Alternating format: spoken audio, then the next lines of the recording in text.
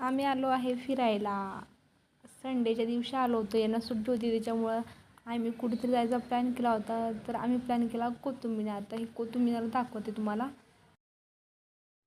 चला तर बघा, समोर खूप भारी भारी आहे, मी तुम्हाला दाखवते कुतुब मिनार.